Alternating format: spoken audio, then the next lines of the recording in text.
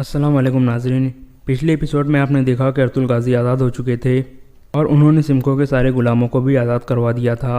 इस एपिसोड के शुरू में वो सब भाग रहे थे। एक जगह पहुंचकर वो रुक जाते हैं। सब बहुत खुश थे कि वो आज़ाद हो चुके हैं। अर्तुल गाज़ी कहते हैं सिमको के आदमी आ सकते हैं, अभी आप सबको आगे बढ़ना होगा। फिर वो दोबारा भागने लगते हैं।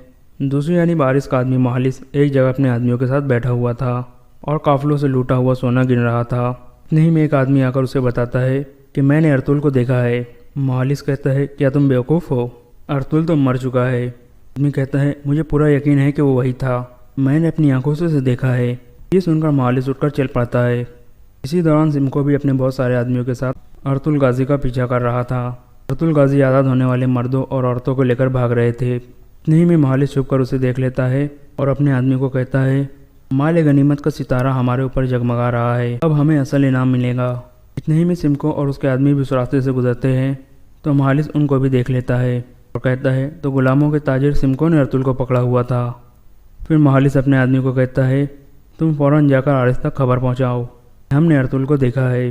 गुलामों के ताजिर सिमको ने उसे पकड़ा हुआ था और हम उनके पीछे जा रहे हैं। काय कबीले में हलीमा सुल्तान अर्तुल गाज़ी के घोड़े के पास आकर कहती है मैं अर्तुल की मौत को कबूल नहीं कर पा रही और तुमने वापस आकर मुझे उम्मीद दिला दी है कि वो ज़िंदा है। दूसरी यानी बहादुर अमीर सादिन के पास पहुंच जाता है। अमीर सादिन कहता है मैदान जंग के फातेह कमांडर बहादुर साहब, खुश आमदीद। फिर बहादुर उसका हाथ चूमकर उसके पास बैठ जाता है। अमीर सादिन कहता है मैंने आपकी बहादुरी के बारे में सुना है, आपने दुश्मनों की लाशें बिछा दी है। बहादुर कहता है कोई भी दुश्मन मेरे शिकंजे से भागने में कामयाब नहीं हो सका। अमीर सादिन कहता है आला, अब आप एक इनाम के हकदार हो, अब आप इसी इलाके में रईस वज़ीर हो जाओ। आपके आने से चादर वाले मुत्तहिद और मजबूत हो जाएंगे। क्या आपने असलहान से बात की थी?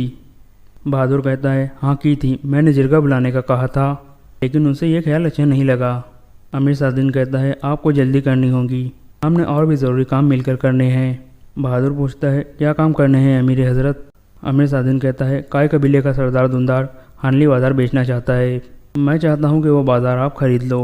बहादुर कहता है माफ़ करना अमीर हज़रत, लेकिन मेरे पास तो इतना सोना नहीं है। अमीर सादिन कहता है परेशान मत हो, आपके लिए हर चीज़ तैयार है मेरे पास। फिर वो अपने आदमियों को इशारा करता है तो वो सोने के सिक्कों वाला संदूक बहादुर के सामने रख देते हैं। अमीर सादिन कहता है ये सोना आपका है, आप इस सोने से बाज़ार खरीदने की पेशकश करोगे। बहादुर सोना देखकर बहुत खुश हो जाता है।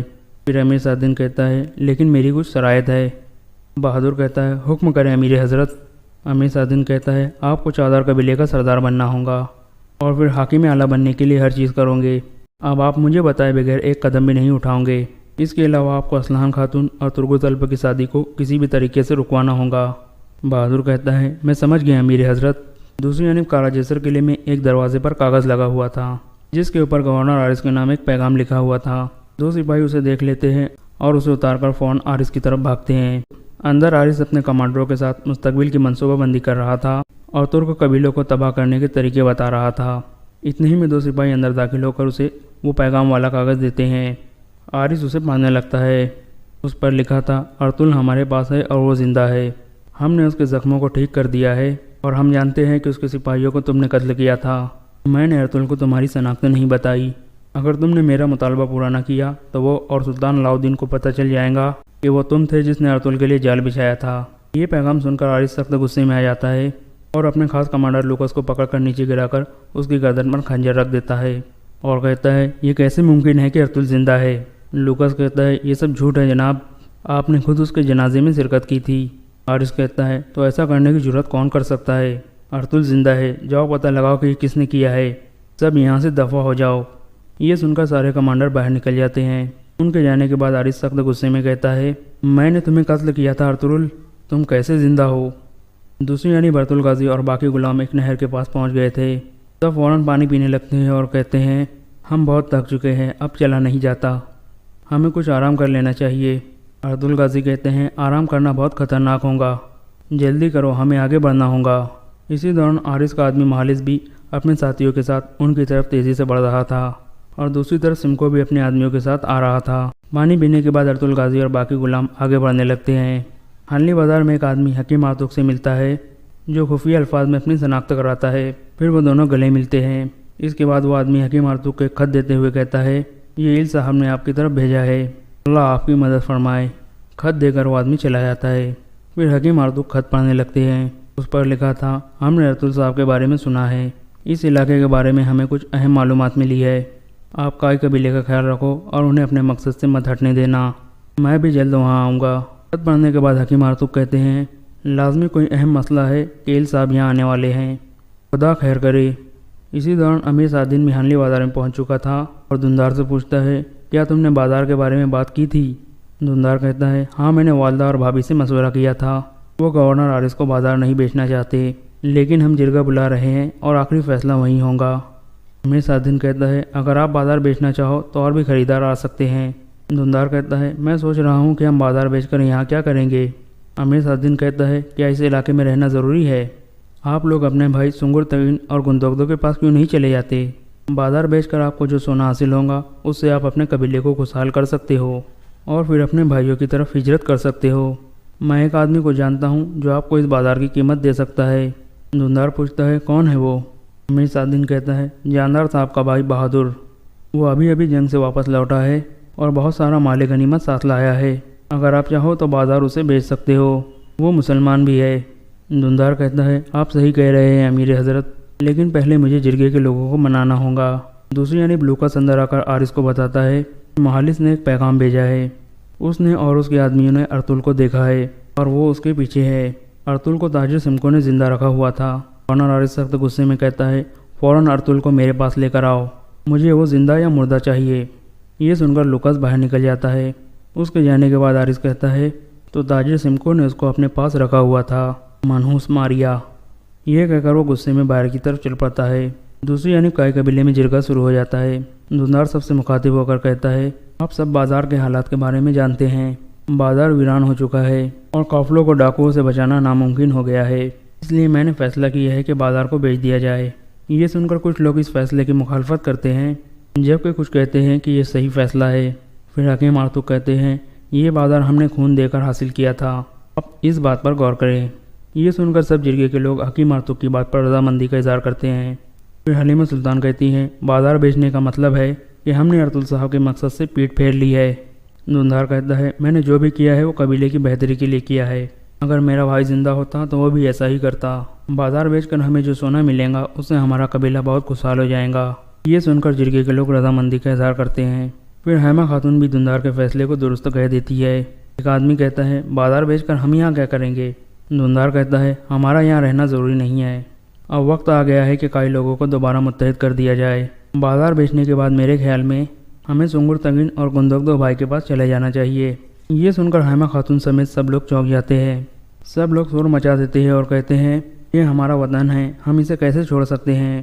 حلیمہ سلطان بھی بہت حیران تھی۔ دوسری جانب سمکو اور اس کے آدمی ارطغرل غازی کے سامنے پہنچ جاتے ہیں۔ سمکو کہتا ہے تم کیا سمجھتے تھے کہ مجھ سے بھاگ جاؤ گے ارطغرل؟ تم میرے سب سے قیمتی غلام ہو، میں تمہیں نقصان نہیں پہنچانا چاہتا، اس لیے ہتھیار پھینک دو۔ ارطغرل غازی کہتے ہیں میں اس دنیا میں کسی کے بھی آگے ہتھیار نہیں ڈالوں گا۔ یہ سن کر سمکو اپنے آدمیوں سے کہتا ہے پکڑ دو اس کو۔ ارطغرل غازی اپنے ساتھیوں سے کہتے ہیں تم لوگ بھاگ جاؤ۔ پھر لڑائی شروع ہو جاتی ہے۔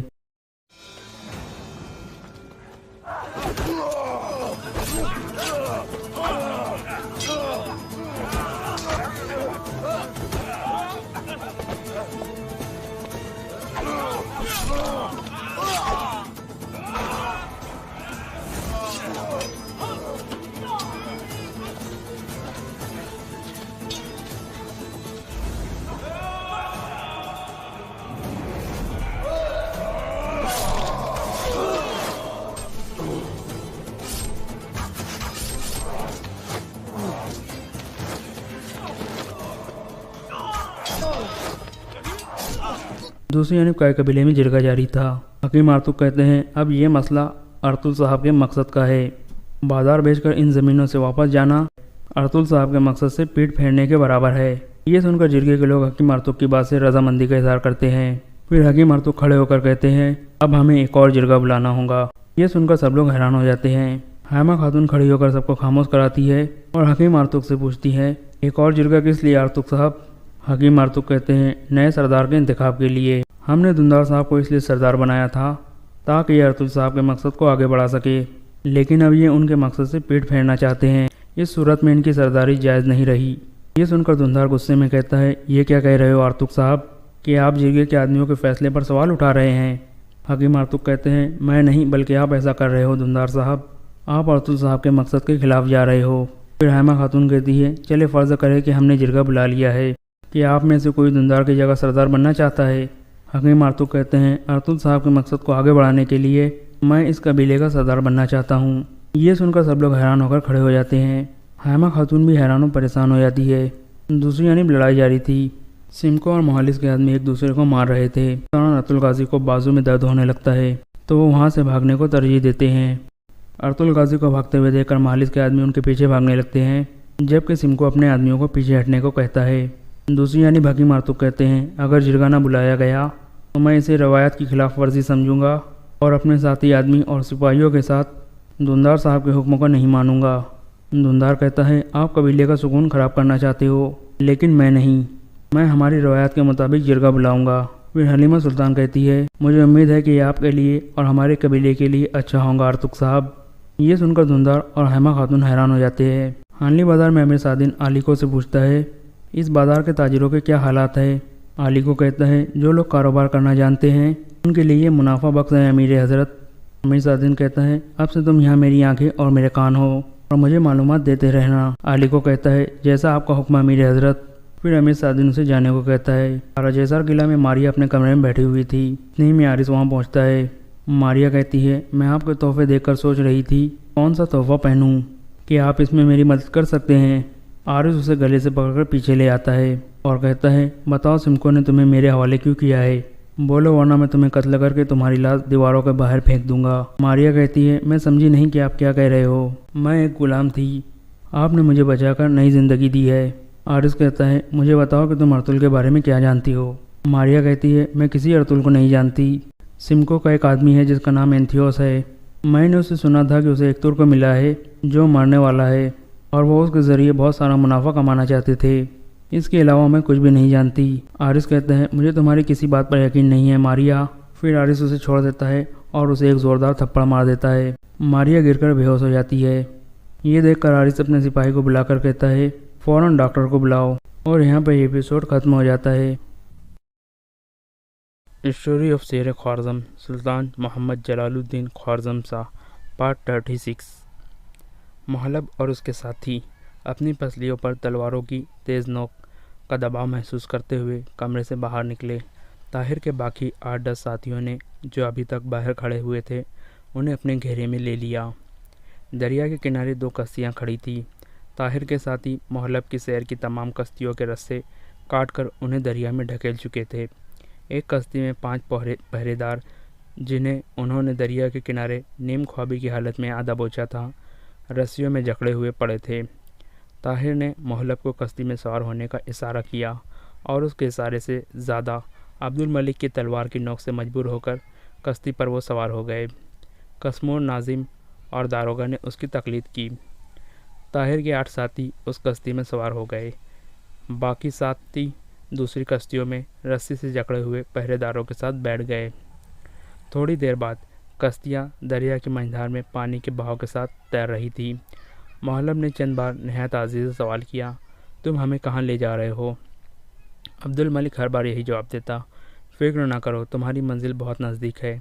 آباد کناروں سے 8 کوس دور نکل جانے کے بعد طاہر نے کشتی میں پڑے ہوئے پتھروں میں سے ایک اٹھا کر محلب اور اس کے ساتھیوں کو دکھاتے ہوئے کہا، تم جانتے ہو یہ پتھر کس کام آتے ہیں؟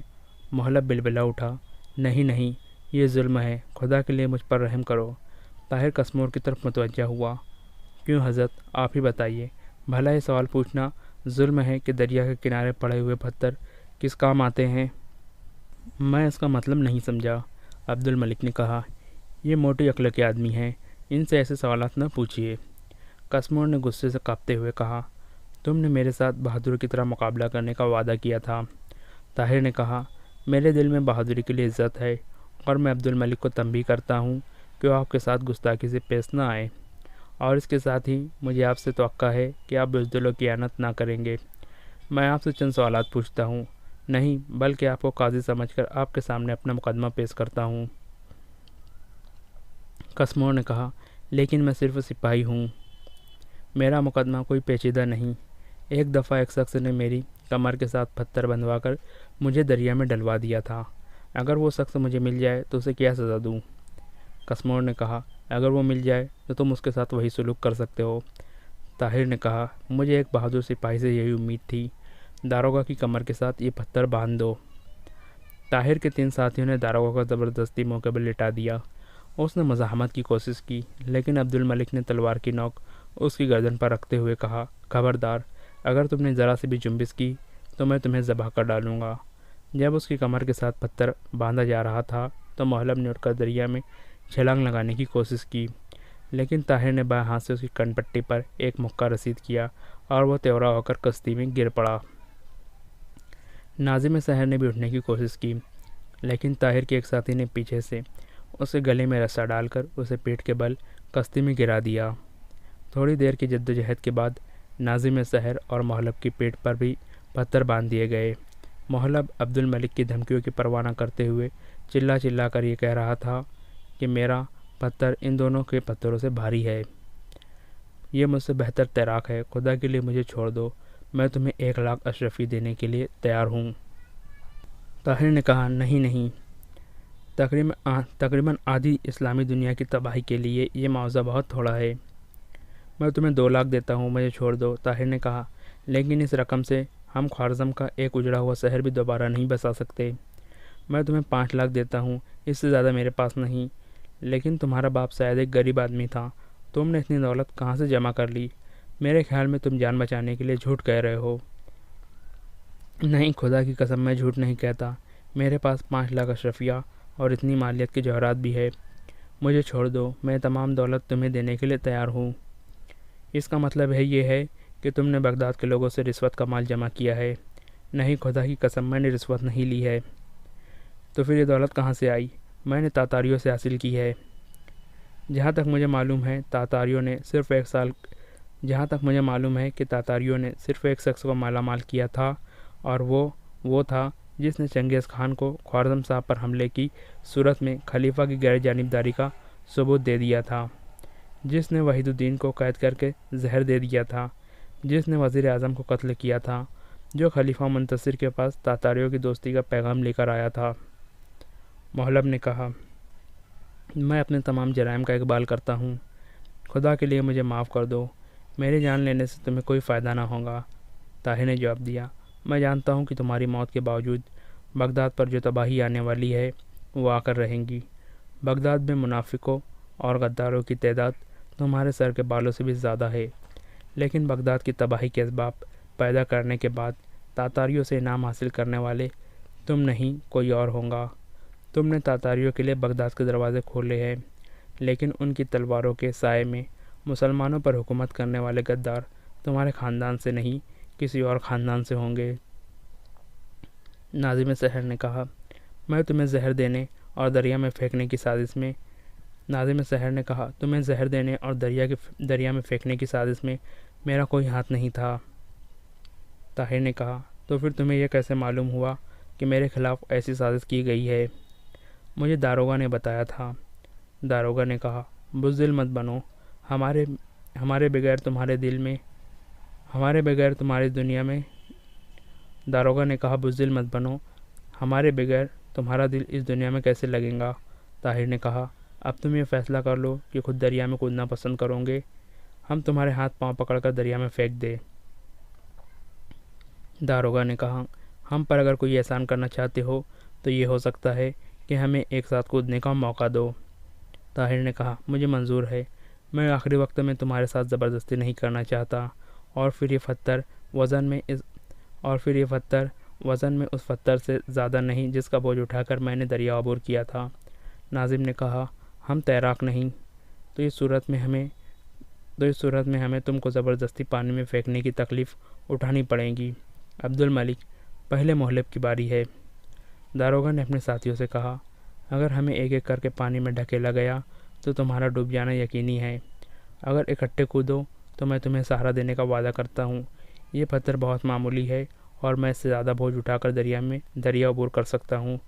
طاہر اور اس کے ساتھی داروغہ کے اس اصرار پر حیران تھے، کیونکہ جسمانی لحاظ سے وہ اپنے ساتھیوں کی نسبت زیادہ نحیف تھا۔ تاہم انہیں اطمینان تھا کہ اتنا بوجھ اٹھا کر کوئی بھی کنارے تک نہیں پہنچ سکے گا۔ داروغہ نے اڑ کر کشتی کے سرے پر کھڑا ہو گیا اور کہنے لگا، میں جا رہا ہوں، اگر تمہیں میری مدد کی ضرورت ہے تو میرے ساتھ آؤ، ورنہ میں پیچھے مڑ کر نہیں دیکھوں گا۔ ناظم اور محلب جھٹ اٹھ کر اس کے قریب کھڑے ہو گئے۔ داروغہ نے بازو پھیلا کر کہا، اپنی گردنیں میری بغل میں ڈال لو، میں تمہیں منجھار سے نکال دوں گا، اور اس کے بعد تمہاری قسمت۔ ڈوبتے کو تنکے کا سہارا۔ ناظم اور محلب نے اپنی تقدیر داروغہ کے سپرد کر دی۔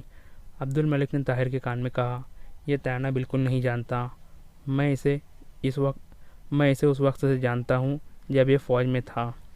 طاہر نے کہا، مجھے معلوم ہے ایک تیراک اس قدر بیوقوف نہیں ہو سکتا۔ تینوں تھوڑی دیر تذبذب کی حالت میں کشتی کے سرے پر کھڑے رہے۔ بالآخر طاہر کے ساتھیوں نے انہیں تلواروں سے ہانک کر دریا میں کودنے پر مجبور کر دیا۔ مجھے چھوڑ دو، میں تیرنا نہیں جانتا۔ مجھے چھوڑ دو، تم تیرنا نہیں جانتے، جھوٹے، فریبی، دغا باز، مکار، ہمیں چھوڑ دو۔ محلب اور ناظم سحر پانی میں ہاتھ پاؤں مارتے ہوئے چلا رہے تھے، لیکن داروغہ کی گرفت ڈھیلی نہ ہوئی۔ وہ کہہ رہا تھا، ہم نے زندگی اور موت میں ایک دوسرے کا ساتھ دینے کا وعدہ کیا تھا۔ وہ چند بار ڈوب کر ابھرنے کے بعد پانی میں غائب ہو گئے۔ اس عرصہ میں دو نوجوان قسمور کے سر پر تلواریں تانے کھڑے رہے۔ طاہر اور عبد الملک کو اپنی طرف متوجہ دیکھ کر قسمور نے کہا، تم نے مجھے ایک سپاہی کی موت مارنے کا موقع دینے کا وعدہ کیا تھا، اب تمہارا وعدہ کیا ہوا؟ اب تمہارا کیا ارادہ ہے؟ طاہر نے جواب دیا، ہم تمہاری خواہش پوری کریں گے۔ تم نے یہ بھی وعدہ کیا تھا کہ میرا مقابلہ صرف ایک آدمی سے ہوگا، ہم اپنے وعدے پر قائم ہیں۔ آدھی رات کا جان نمودار ہو چکا تھا، دونوں کشتیاں کنارے پر لگ گئی تھی۔ طاہر نے اپنے دو ساتھیوں کو دوسری کشتی میں پڑے ہوئے 5 اسیروں پر پہرا دینے کے لیے کہا، اور اس کے باقی ساتھی اس کی ہدایت کے مطابق کشتیوں سے اتر کر کنارے اور پانی کے درمیان ریت کے ایک چھوٹے سے ٹاپو پر کھڑے ہو گئے۔ اس کے بعد عبد الملک اور طاہر نے قسمور کو تلواروں کے پہرے میں کشتی سے اتارا۔ جب ان کے ساتھیوں نے قسمور کے گرد دائرہ بنا لیا تو طاہر نے اس کی چھینی ہوئی تلوار واپس دینے کا حکم دیا۔ عبد الملک نے طاہر کے کان میں کہا، تیروں سے زخمی ہونے کے بعد تمہارا بہت سا خون ضائع ہو چکا ہے، اس لیے مجھے اس سے تیغ آزمائی کی اجازت دو۔ طاہر نے جواب دیا، صفیہ کی شہادت کے بعد میں نے ایک عہد کیا تھا اور میں اسے پورا کرنا چاہتا ہوں، تم میری بالکل فکر نہ کرو، میں بالکل ٹھیک ہوں۔ عبد الملک نے بہت اصرار کیا۔ جب وہ دبی زبان سے ایک دوسرے کو سمجھانے کی بجائے بلند آواز میں بحث کرنے لگے تو قسمور نے کہا، میرے مقابلے کے لیے کسی ایسے شخص کو سامنے آنا چاہیے جو میرا ہم پلہ ہو، بدقسمتی سے تم دونوں میں سے کوئی میرا ہم رتبہ نہیں، تاہم میں طاہر کو ترجیح دیتا ہوں۔ طاہر نے عبد الملک کو ایک طرف دھکیلتے ہوئے نیام سے تلوار نکالی اور کہا تیار ہو جاؤ۔ قاسمور نے تلوار کو جنبش دیتے ہوئے اطمینان سے جواب دیا میں تیار ہوں۔ رات کی خاموشی میں تلواروں کی جھنکار سنائی دینے لگی۔ تھوڑی دیر تیز و تند حملے کرنے کے بعد قاسمور مغلوب ہو کر پیچھے ہٹنے لگا۔ طاہر نے کہا پانی میں کودنے کے ارادے سے پیچھے ہٹنے کی کوشش نہ کرو۔ میں نے تمہیں بہادروں کی طرح لڑنے کا موقع دینے کا وعدہ کیا تھا، بھاگنے کا موقع دینے کا وعدہ نہیں کیا تھا۔ قاسمور نے کہا تو تمہارے نزدیک میری سزا موت کے سوا کچھ نہیں؟ طاہر نے کہا تمہیں اپنی موت کا یقین ہو چکا ہے؟ ہاں، اب میں یہ محسوس کرتا ہوں کہ تمہارے زخموں کے متعلق میرا اندازہ صحیح نہ تھا۔ میں نے عبد الملک کے بجائے تمہیں مقابلے کے لیے منتخب کرنے میں غلطی کی ہے۔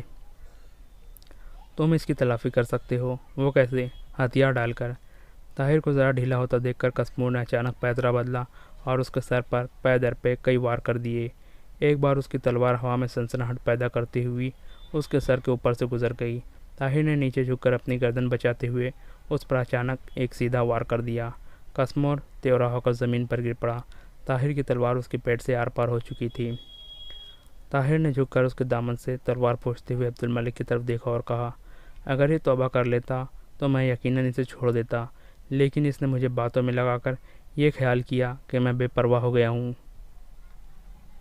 عبد الملک نے کہا چلیے اب دیر ہو رہی ہے، میرے خیال میں یہ دونوں کشتیاں پانی میں ڈھکیل دیں اور قیدیوں کو وہیں رہنے دیں۔ صبح تک یہ کشتیاں کافی دور نکل جائیں گی اور جب تک کوئی قیدیوں کو نکال کر ان کی سرگست پوچھیں گا ہم بہت دور جا چکے ہوں گے۔ طاہر نے سوال کیا ہمارے گھوڑے یہاں سے کتنی دور ہے؟ عبد الملک نے جواب دیا کوئی آدھا کوس کے فاصلے پر۔ عبد الملک کی ہدایت کے مطابق بغداد سے اس کے چند دوست ایک دن قبل اس سرائے میں پہنچ چکے تھے جہاں وہ خوارزم شاہ کے 150 سپاہیوں کو ٹھہرا گیا تھا۔ عبد الملک کی بیوی اور 2 بچے بھی، جن میں سے ایک 8 سالہ لڑکا اور دوسری 5 سالہ لڑکی تھی، اس جگہ پہنچ چکے تھے۔ تیسرے دن شام کے وقت طاہر اور عبد الملک 20 سواروں کے ساتھ اس جگہ پہنچ گئے اور چوتھے دن الصبح اس قافلے نے ہندوستان کا رخ کر لیا۔ چند دنوں کے بعد جب وہ چھوٹی چھوٹی پہاڑیوں میں سے گزر رہے تھے تو طاہر نے ایک بلند ٹیلے پر پہنچ کر گھوڑا روکا اور شمال کے بلند پہاڑوں کی طرف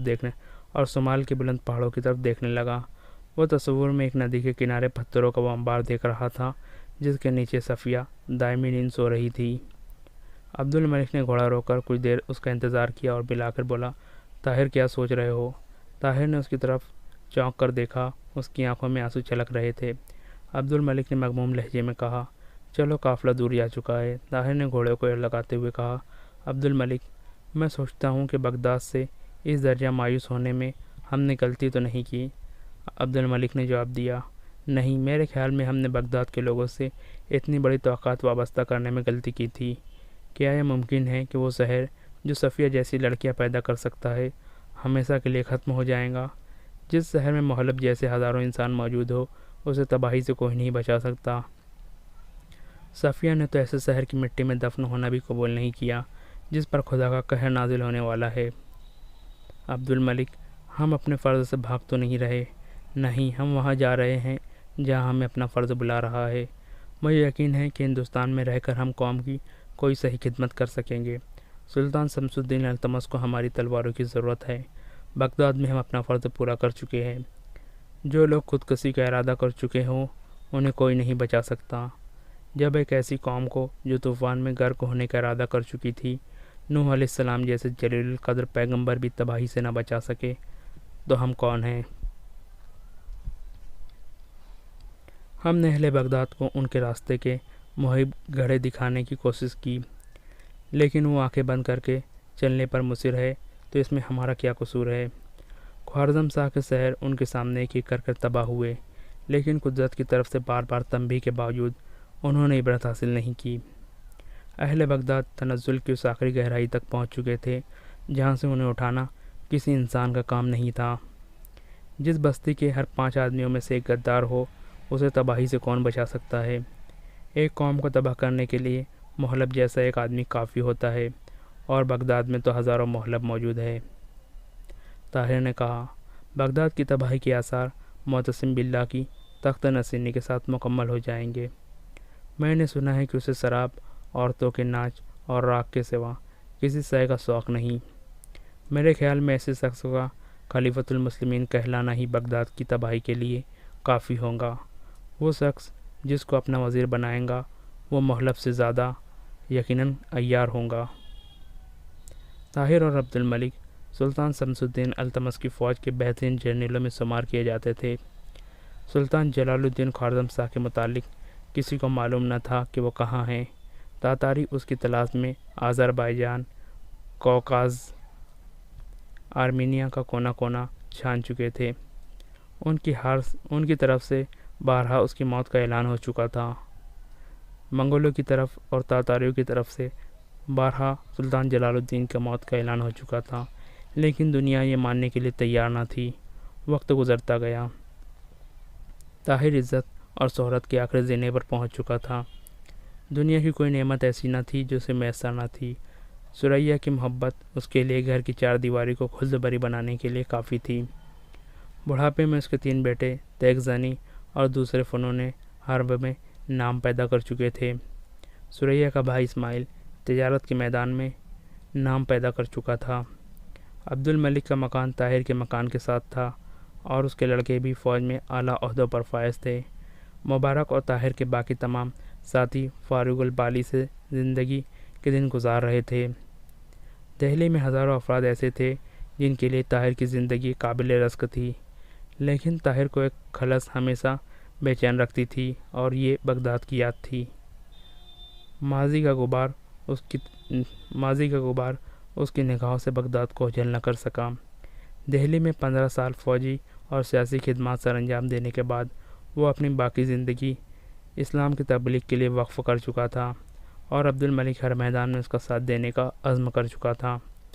ہندوستان کے غیر مسلموں کو خدا کے دین کی دعوت دینے کے بعد انہیں ایک روحانی تسکین حاصل ہوتی تھی، لیکن جب کبھی وہ کسی مجلس یا اجتماع میں تقریر کرتے ہوئے طاہر کو بغداد کا خیال آتا تو وہ جلدی سے تقریر ختم کر کے کسی گوشے تنہائی میں جا بیٹھتا اور پہروں سوچتا رہتا۔ وہ بار بار اپنے دل میں کہتا، کاش میں اس شہر کو تباہی سے بچا سکتا۔ وہ اپنے آپ کو کوستا۔ عبد الملک آ کر اسے تسلی دیتا اور کہتا، طاہر، تمہاری وجہ سے ہندوستان کے کئی ہزار انسان کلمہ پڑھ چکے ہیں، اور ابھی کروڑوں انسانوں کے پاس خدا کا پیغام پہنچانے کی ضرورت ہے۔ اب بغداد کے متعلق سوچنے سے کوئی فائدہ نہیں۔ بغداد کی زمین بنجر تھی، اس لیے وہاں تم نیکی کا بیج نہ اگا سکے۔ ہندوستان کی زمین زرخیز ہے، یہاں ہمیں اپنی محنت کا پھل مل رہا ہے۔ تم درست کہتے ہو۔ طاہر یہ کہہ کر اٹھتا اور پھر اپنا کام شروع کر دیتا۔ 28 برس گزر گئے، اور ان 28 برسوں میں زمانہ کئی بار کروٹیں بدل چکا تھا۔ ایران میں چنگیز خان کا پوتا ہلاکو خان حکمران تھا، اور بغداد میں خلیفہ معتصم باللہ کی خلافت کا 3را سال تھا۔ تاتاری بغداد پر حملے کی تیاریاں کر رہے تھے۔ خلیفہ کے وزیر ابن الکی نے ہلاکو خان کے ساتھ ساز باز کر کے خلیفہ کو یہ مشورہ دیا کہ علم اور روحانیت کے اس مرکز میں خلیفہ کے وزیر ابن الفی نے ہلاکو خان کے ساتھ ساز باز کر کے خلیفہ کو یہ مشورہ دیا کہ علم اور روحانیت کے اس مرکز میں 3 لاکھ فوج کی کیا ضرورت ہے، یہ خزانے پر ایک غیر ضروری بوجھ ہے۔ چنانچہ بغداد میں چند ہزار سپاہیوں کے سوا باقی تمام فوج کو دائمی رخصت دی جا چکی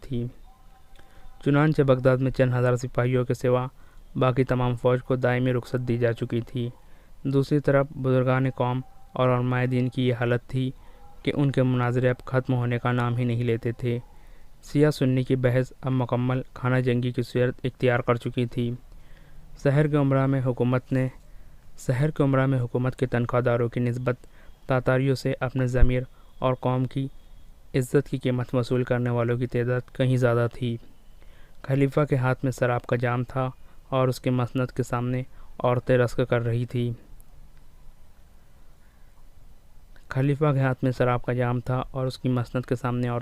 رقص کر رہی تھیں۔ قاصد نے اطلاع دی کہ ہلاکو خان بغداد کے قریب پہنچ چکا ہے۔ خلیفہ کے ہاتھ سے شراب کا جام چھوٹ گیا اور اس کی سفید قبا پہ دھبے پڑ گئے۔ ہلاکو خان آندھی اور بالا کی طرح اس طرح نازل ہوا اور بغداد نے وہ تباہی دیکھی جس کے سامنے بابل اور نینوا کی داستانیں ہیج پڑ گئی۔ 20 لاکھ انسانوں میں سے صرف 4 لاکھ انسان اپنی جانیں بچا کر بھاگنے میں کامیاب ہوئے۔ دجلہ کا پانی خون سے سرخ ہو رہا تھا۔ کتب خانوں، درسگاہوں اور مکانوں میں آگ کے شعلے آسمان سے باتیں کر رہے تھے۔ شہر کے وہ کہنا مسک و مناظر جو برسوں سے ایک دوسرے کو کافر بنا رہے تھے، وہ عمرا اور علماء جو برسوں کی غداری کا آخری انعام حاصل کرنا چاہتے تھے، اور وہ خلیفہ جس نے مسند پر بیٹھ کر خدا کے دین کا مذاق اڑایا تھا، بڑے بڑے قیمتی تحائف لے کر ہلاکو خان کی خدمت میں حاضر ہوئے، لیکن کسی کو زندہ لوٹنا نصیب نہیں ہوا۔ خلافت عباسیہ کے آخری چشم چراغ کو قتل کرنے کے بجائے نمندے کی لپیٹ میں ہاتھی کے پاؤں کے نیچے ڈالا گیا۔ جب ہلاکو خان کو یہ شک ہوا کہ بعض لوگ زمین دوز پناہوں میں چھپ کر اس کی تلوار اور آگ سے بچ گئے ہیں، تو اس نے دریا کا بند توڑوا دیا، اور ہلاکو خان کی واپسی کے بعد بغداد میں چیلوں اور کتوں کے سوا اور کوئی جانور موجود نہ تھا۔ بغداد قصہ ماضی بن چکا تھا۔ اہل بغداد اپنی کھیتی کا پھل کاٹ چکے تھے۔ میں یقیناً اسے چھوڑ دیتا، لیکن اس نے مجھے باتوں میں لگا کر یہ خیال کیا کہ میں بے پرواہ ہو گیا ہوں۔ عبد الملک نے کہا، چلیے اب دیر ہو رہی ہے، میرے خیال میں یہ دونوں کشتیاں پانی میں ڈھکیل دیں اور قیدیوں کو وہیں رہنے دیں۔ صبح تک یہ کشتیاں کافی دور نکل جائیں گی، اور جب تک کوئی قیدیوں کو نکال کر ان کی سرگست پوچھیں گا، ہم بہت دور جا چکے ہوں گے۔ طاہر نے سوال کیا، ہمارے گھوڑے یہاں سے کتنی دور ہے؟ عبد الملک نے جواب دیا، کوئی آدھا کوس کے فاصلے پر۔ عبد الملک کی ہدایت کے مطابق بغداد سے اس کے چند دوست ایک دن قبل اس سرائے میں پہنچ چکے تھے جہاں وہ خوارزم شاہ کے 150 سپاہیوں کو ٹھہرا گیا تھا۔ عبد الملک کی بیوی اور 2 بچے بھی، جن میں سے ایک 8 سالہ لڑکا اور دوسری 5 سالہ لڑکی تھی، اس جگہ پہنچ چکے تھے۔ تیسرے دن شام کے وقت طاہر اور عبد الملک 20 سواروں کے ساتھ اس جگہ پہنچ گئے، اور چوتھے دن الگ صبح اس قافلے نے ہندوستان کا رخ کر لیا۔ چند دنوں کے بعد جب وہ چھوٹی چھوٹی پہاڑیوں میں سے گزر رہے تھے تو طاہر نے ایک بلند ٹیلے پر پہنچ کر گھوڑا روکا اور شمال کے بلند پہاڑوں کی طرف دیکھنے لگا۔ وہ تصور میں ایک ندی کے کنارے پتھروں کا وہ انبار دیکھ رہا تھا جس کے نیچے صفیہ دائمی نیند سو رہی تھی۔ عبد الملک نے گھوڑا روک کر کچھ دیر اس کا انتظار کیا اور بلا کر بولا، طاہر کیا سوچ رہے ہو؟ طاہر نے اس کی طرف چونک کر دیکھا، اس کی آنکھوں میں آنسو چھلک رہے تھے۔ عبد الملک نے مغموم لہجے میں کہا، چلو قافلہ دور جا چکا ہے۔ طاہر نے گھوڑے کو لگاتے ہوئے کہا، عبد الملک، میں سوچتا ہوں کہ بغداد سے اس درجہ مایوس ہونے میں ہم نے غلطی تو نہیں کی۔ عبد الملک نے جواب دیا، نہیں، میرے خیال میں ہم نے بغداد کے لوگوں سے اتنی بڑی توقعات وابستہ کرنے میں غلطی کی تھی۔ کیا یہ ممکن ہے کہ وہ شہر جو صفیہ جیسی لڑکیاں پیدا کر سکتا ہے ہمیشہ کے لیے ختم ہو جائے گا؟ جس شہر میں محلب جیسے ہزاروں انسان موجود ہو، اسے تباہی سے کوئی نہیں بچا سکتا۔ صفیہ نے تو ایسے شہر کی مٹی میں دفن ہونا بھی قبول نہیں کیا جس پر خدا کا قہر نازل ہونے والا ہے۔ عبد الملک، ہم اپنے فرض سے بھاگ تو نہیں رہے، نہیں، ہم وہاں جا رہے ہیں جہاں ہمیں اپنا فرض بلا رہا ہے۔ مجھے یقین ہے کہ ہندوستان میں رہ کر ہم قوم کی کوئی صحیح خدمت کر سکیں گے۔ سلطان شمس الدین التمش کو ہماری تلواروں کی ضرورت ہے۔ بغداد میں ہم اپنا فرض پورا کر چکے ہیں۔ جو لوگ خودکشی کا ارادہ کر چکے ہوں انہیں کوئی نہیں بچا سکتا۔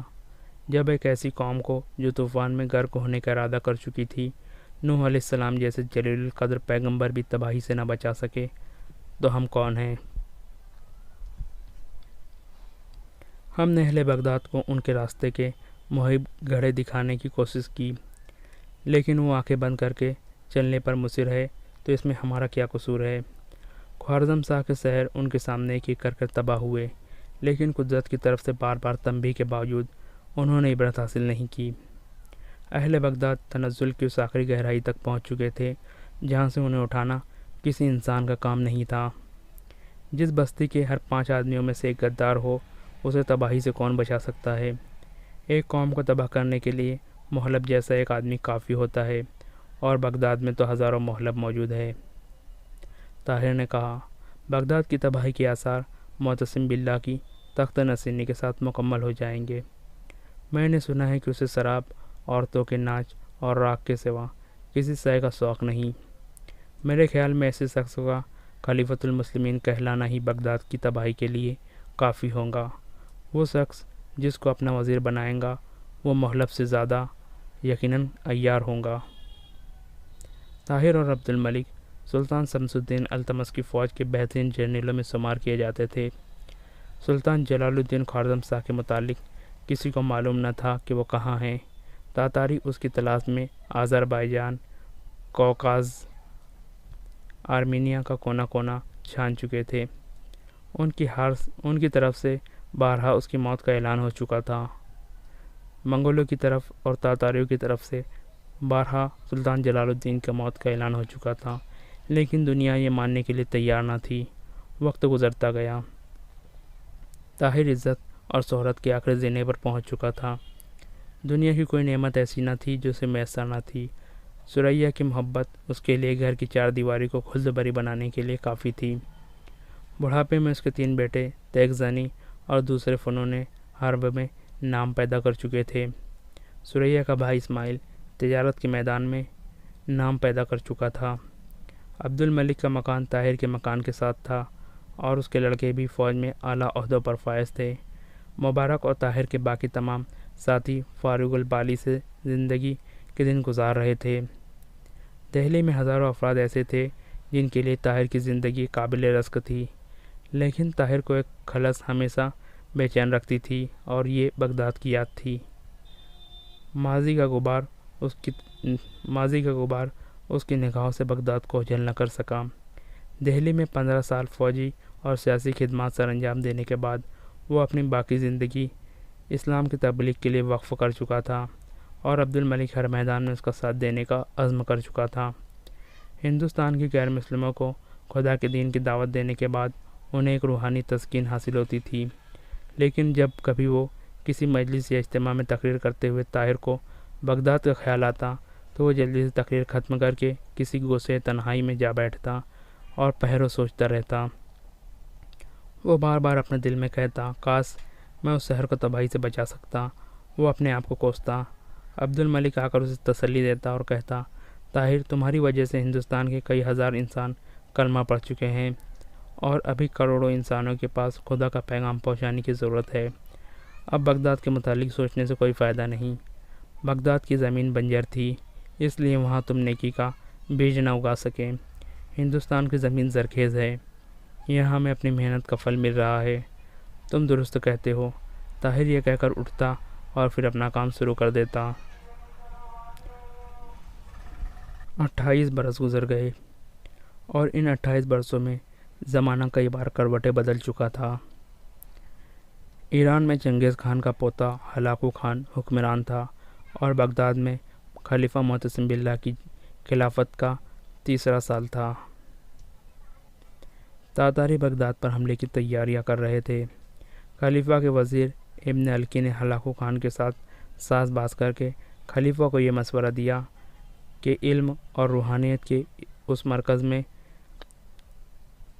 خلیفہ کے وزیر ابن الفی نے ہلاکو خان کے ساتھ ساز باز کر کے خلیفہ کو یہ مشورہ دیا کہ علم اور روحانیت کے اس مرکز میں 3 لاکھ فوج کی کیا ضرورت ہے، یہ خزانے پر ایک غیر ضروری بوجھ ہے۔ چنانچہ بغداد میں چند ہزار سپاہیوں کے سوا باقی تمام فوج کو دائمی رخصت دی جا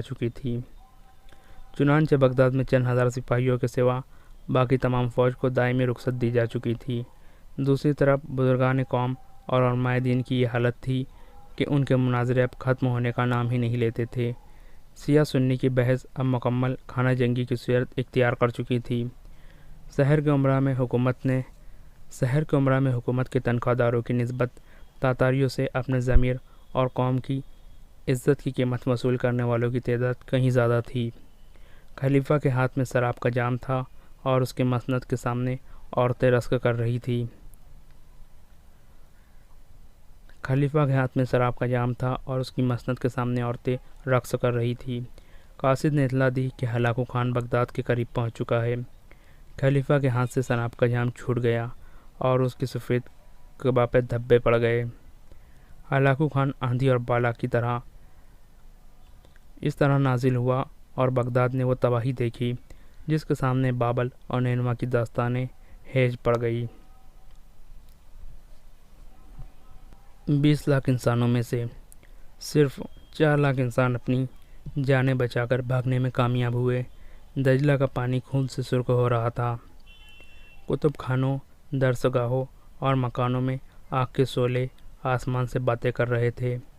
شہر کے وہ کہنا مسک و مناظر جو برسوں سے ایک دوسرے کو کافر بنا رہے تھے، وہ عمرا اور علماء جو برسوں کی غداری کا آخری انعام حاصل کرنا چاہتے تھے، اور وہ خلیفہ جس نے مسند پر بیٹھ کر خدا کے دین کا مذاق اڑایا تھا، بڑے بڑے قیمتی تحائف لے کر ہلاکو خان کی خدمت میں حاضر ہوئے، لیکن کسی